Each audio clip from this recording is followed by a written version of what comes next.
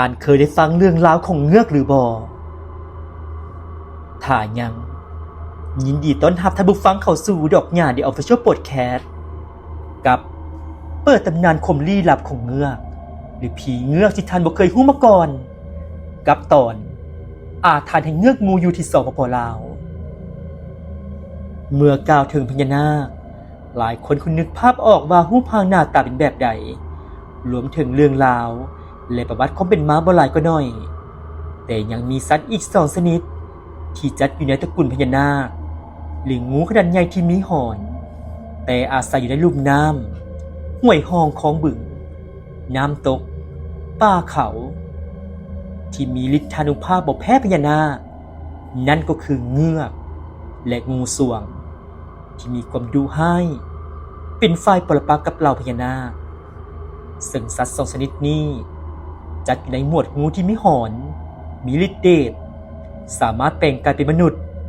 แต่มีความลี้ลับหลายกว่าพญานาคหรือเว้าได้ว่าน้อยสุดที่คนธรรมดาจะสามารถพบเห็นหรือสัมผัสกับเงือก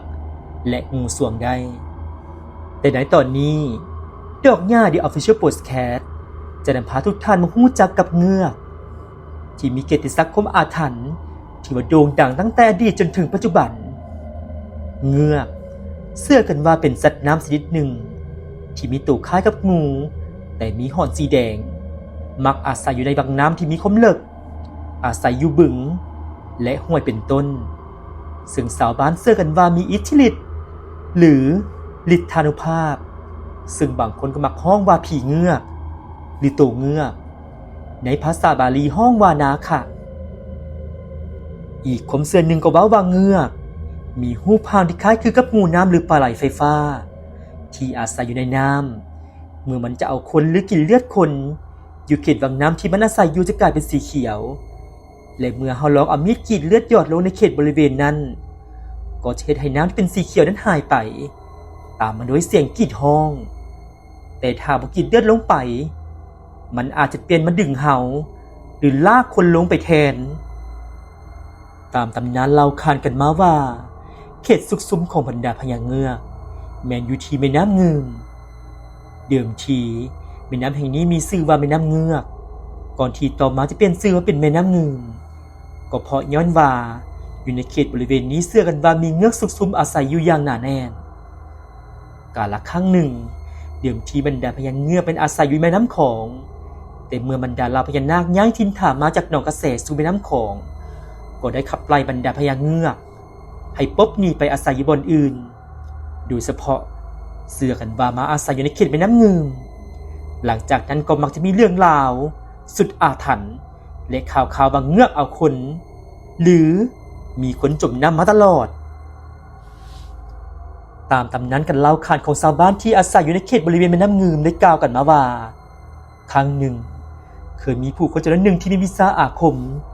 ได้เล่าเหตุการณ์ที่เผชิญกับเงือกอยู่แม่น้ำงืมเงือกจะมีตาสีแดงหอนสีแดงโตสีดำทะมึนขนาดใหญ่และตัวของมันจะบ่มีเกล็ดมีเมือกและลื่นไหลจะบ่สามารถจับมันได้ซึ่งจับเท่าใดก็จะหลุดมือตลอดและมีความดุร้ายทุกๆวันสิ้นดับหรือวันสิ้นเพ็งเงือกมันมักจะออกมาหาล่าเหยื่อโดยการแปลงกายเป็นขอนไม้เป็นป่าใหญ่หรือแม้กระทั่งเป็นมนุษย์ขึ้นมาสะกดจิตเอาคนดังนั้น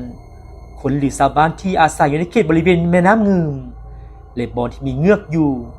จึงหลีกเลี่ยงไปลิ่นน้ำในเวลาวันสิ้นดับหรือวันสิ้นเพ็งเพราะย้านว่าเงือกจะเอาบ่แม่นแต่เฉพาะแม่น้ำงืมที่มีความโด่งดัง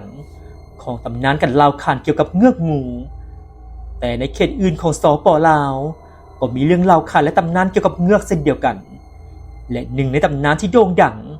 ที่เผชิญหน้ากับเงือกและมีหลักฐานประจักษ์ตานั่นก็คือตำนานทุ่งนาเงือกบทประหารเงือก2 ผัวเมียที่แข่งสวนเขตซึ่งเรื่องราวจะระทึกขนาดใดอย่าพลาดติดตามดอกหญ้า The Official Podcast ตอนเงือกอยู่ที่สป.ลาวใน EP ต่อไปแล้วพบกัน